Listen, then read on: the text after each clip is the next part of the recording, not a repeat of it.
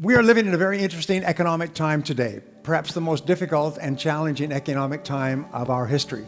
And this has always been a challenge for us as salespeople, is to sell against entrenched competition. So I'm going to give you some ideas today that I have shared with many people that have enabled them to double and triple their income. How many people here would like to double their income? If I can show you how, will you give it a try? Well, I will give you several ideas that other people have used to double their income. In your life, you must always predict growth. You must always predict that things are going to grow. And you must always work as though things are going to grow, because it is your attitude more than anything else that will determine your level of success. Even when the economy is going down, some people and some companies are doing well. Others are not, because sometimes they believe, well, the economy is bad, so we have to cut back and we have to reduce our activities. And others simply respond by becoming more busy and more aggressive. And that's very important for you and I. Many years ago, when I started off, I did not graduate from high school, and I could only get laboring jobs. And my first laboring job was washing dishes in the back of a small hotel. And over time, I worked in construction, and I worked in factories and sawmills. I know a lot about sawmills. I worked on farms and ranches, and I worked on a ship in the North Atlantic. When I was 23 years old, I was working on a farm and sleeping on the hay in the farmer's barn. At the end of the harvest, I was uneducated, I was unskilled, and I was once more unemployed. And when I could no longer find a laboring job, like you, I got into sales. Sales is the ultimate default job in our society. Nobody goes forward into sales, as we fall back into sales when nothing else is working. It's like driving a car and backing up and hitting something. Whoomp! You get out to see what it is, and it's a sales job. And so we say, well, I will give that a try and see what happens. And sometimes your friends say, when are you going to get a real job? Because some people don't believe that sales is a real job. However, the 80-20 rule applies. 20% of people who get into sales realize that this is a great opportunity, that if you sell really well, you can earn more than a doctor or a lawyer or even a politician. You can make a wonderful living in selling, and you can fulfill all of your dreams. In the Western world, 5% of millionaires are salespeople who have sold all their lives for another company, but they sold a lot, and they earned a lot, and they invested the money carefully. So it's possible for you to achieve all your dreams in this field if you become good in selling. So I got into sales, and the only job I could get was knocking on doors, cold calling from door to door. And I had no training and no experience. The only thing I could think of was to work hard. At least it wasn't like working on a farm or working on a ship. It was clean work. So I was told that selling is not really a selling job, it's really a rejection job. And the more rejections you get, the more sales you'll make. This was the totality of my sales training. So I used to get up earlier and earlier each day so I could knock on more doors, so I could be rejected more often. And I began starting at 6, 7, or 8 o'clock in the morning when people came to work, and I would knock on doors all day. And in the evenings, I would go out and knock on doors of homes and apartments. I would sometimes work 12 to 14 hours a day. I worked 30 days before I made my first sale. This is not a good way to live, I can tell you that. I was sleeping on the floor of a friend's apartment. I had one change of clothes.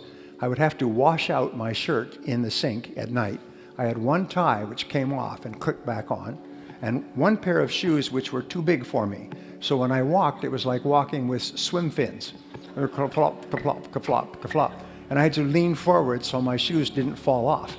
If I ran, my shoes would fall off. So this was my start. And after about 6 months of knocking on doors and earning just enough to stay alive, I noticed that there was one man in my company who was earning 10 times as much as anyone else. And he wasn't even working very hard. He would start work at 9 or 9:30.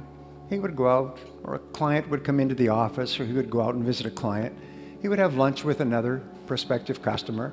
He would make sales in the afternoon, and he would quit at 4:30 or 5. And he went to beautiful restaurants, and he had nice vacations. He had a beautiful apartment, and he had a pocket full of money, and he had no financial problems, and he was selling the same product that I was selling out of the same office at the same price to the same people under the same conditions. So I did something, about 6 months later, I did something that changed my life. I still recall this changed my life. In your lifetime, by the way, you have experiences, and it's usually an idea or a concept. Something happens and your life goes in a different direction. And this was the transforming moment for me. I took a deep breath and I went and I asked him, what are you doing differently from me? Why are you making so many sales? And he said, well, show me your sales presentation and I'll critique it for you. I said, my what? He said, your sales presentation. I said, you show me yours and I'll show you mine. Because I didn't have a sales presentation. I was doing what I call the blah, blah sell.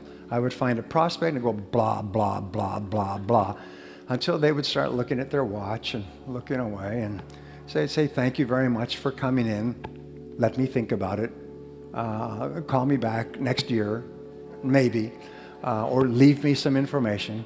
And I would go from place to place and get the same response. He said, no, no, no. He said, there's a process, a logical process of selling. And the process has 7 steps. And the first step is to prospect and to speak to the right people. The second is to build rapport and trust with those people. The third is to ask them questions and identify their needs accurately. The fourth step is to make a presentation and show them your product. The fifth step is to answer their objections. The sixth step is to close the sale. And the seventh step is to get resales and referrals. Now, he probably didn't tell me all that, but what he did give me was a very simple presentation. And instead of going out and talking, I went out and asked questions, and my sales went up. And I remember people treated me differently when I asked them questions as opposed to talking. And so I began to ask more and better questions. Then I began to read on sales, and I read everything I could find. And then I would listen to audio programs, and then I would actually started going to sales seminars. And I did 2 things which really had a profound effect on my career. Number one is when I heard a new thing, I would immediately try it out. I noticed that many other people heard the same things, but they took no action. They wouldn't take any action at all, whereas when I heard something new, I would run out and I would try it out quickly. Number 2 thing that I learned is that nothing works. Even the best ideas don't work. At least they don't work the first time. And sometimes they don't work the first 5 times or the first 10 times. So I made a resolution that if I heard a good idea, I would try it 5 or 10 times before I passed judgment. 10% of people think about what they want and how to get it most of the time. They think about what they want and how to get it. So I'm going to give you a simple word that you can use for the rest of your career, which will double your income. And the word is how. Say how. Okay. From now on, whenever you have a goal, the only question you ask is how. Whenever you have a problem to solve, the only question you ask is how. If you have an obstacle to overcome, the only question you ask is how. Now, the wonderful thing about the word how is that it triggers ideas, and the ideas are all for actions that you can take immediately. And when you take those ideas, you start to get feedback, which enables you to correct your course and take even better steps to achieve your goals. So the average person, when they have a problem, complains and blames other people about the problem. Top people, when they have a problem or goal, they simply say, how could I achieve this goal? And they try this, and they try that, and they try something else, but it never occurs to them that they will not eventually be successful. So they think about what they want and how to get it most of the time. But what we found is people in the top 10% in every field think in terms of their hourly rate, how much I earn each hour. Now, this change in thinking changes your entire life. I know because I've taught this principle to thousands of people who literally transformed their lives and their incomes almost overnight. If you think in terms of how much you earn in a week or a month, well, then you have a natural tendency to waste time during the day. Monday is a slow day. You're recovering from the weekend. Tuesday, you start to work. Wednesday, the week is almost over.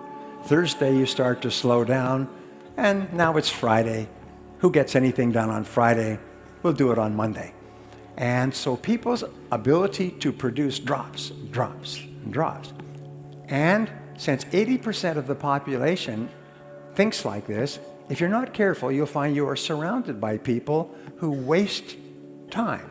The biggest time wasters in the world are other people who want to waste your time. And the way that they waste your time is by talking. Talk. No work, just talk. Or play on the computer, or phone home, check the movies, go shopping, drink coffee, start late, leave early, long lunch hours. How am I doing so far? Does it make you uncomfortable? Say yes. Because it starts to become a habit. Remember, human beings are always trying to do what is pleasurable and what is comfortable. And over time, they do more and more pleasurable things, which are talking to your friends and having coffee and going for lunch. And soon, the average person is not working at all. So when you start thinking in terms of your hourly rate, it transforms your life. And what we have found, and we talked about this morning, is that in terms of your hourly rate, there are only 3 things that you do that account for 90% of your income. In every field, it's always the same. There's only 3 things. When you think of your hourly rate, you have to think of what we call the law of 3. What are the 3 things that you do that pay you the highest hourly rate, that pay you the highest potential income? Well, Columbia University did a study some years ago, and they found that the average salesperson works only 90 minutes a day. The average salesperson spends all of their time warming up and resting, warming up. The average salesperson makes about 2 calls a day, 1 in the morning, 1 in the afternoon. And in between, they're getting ready, and they're making excuses, and they're drinking coffee, and they're reading the paper, and they're checking their email, reading spam, and so on. But they only work 90 minutes a day. And they did that first study in 1928. They've upgraded the study year after year. The latest one was about 2008. Average salesperson still works 90 minutes a day. And so all sales incomes are diluted down to 90 minutes a day. So we find that there's only 3 things that you do that pay you your desired hourly rate. And they are prospecting, presenting, and closing the sale. Finding new people to talk to, talking to those new people, and getting them to take action.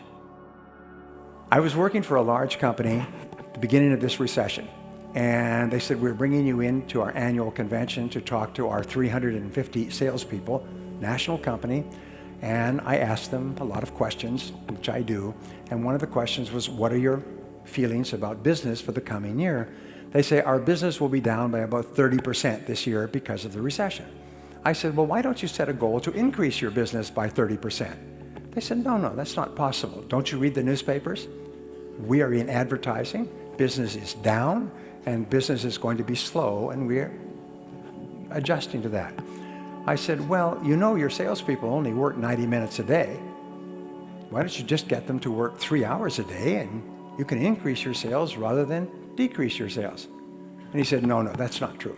Our salespeople are professionals. They have an average of 11 years of experience. These people have been in the business for a long time. He said, they couldn't possibly be working 90 minutes a day. They work all day long.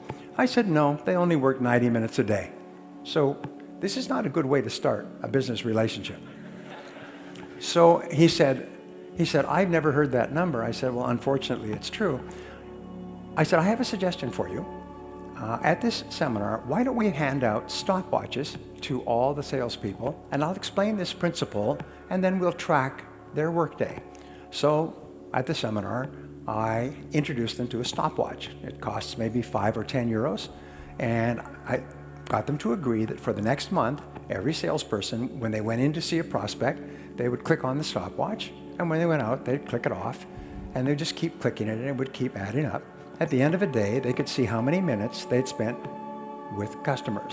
And at the end of a week, they could see how many minutes. And they said, great. So the seminar was very successful. And I also said one other thing.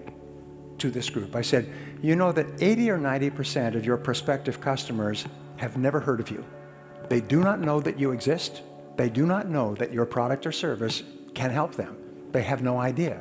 So you can never approach your entire prospect market. So a month after the seminar, about 5 weeks, I got a letter from him. And it said, "Dear Brian," he said, "I'm writing to thank you for your seminar." He said, "I have to apologize." He said, "The salespeople reported their numbers from the stopwatches at the end of 30 days, and we found that the average salesperson was spending 90 minutes and 42 seconds a day with customers." He said they have all agreed to increase that to 180 minutes. He said, "Our sales are going up at a faster rate than ever before. This recession is not affecting us at all." A year later, he wrote back and he said their sales were up 30% over their best year in history because the salespeople started calling on people they'd never called on. Natural tendencies to keep calling back on your old customers. They started calling on new prospects and spending more time doing it. Well, what I do is I call this face time. I call it the critical measure of your success, is how much time do you spend face-to-face with customers? And that's the key to the stopwatch idea, is if you can increase or double the amount of time you spend face-to-face with customers, my promise to you is you will double your income.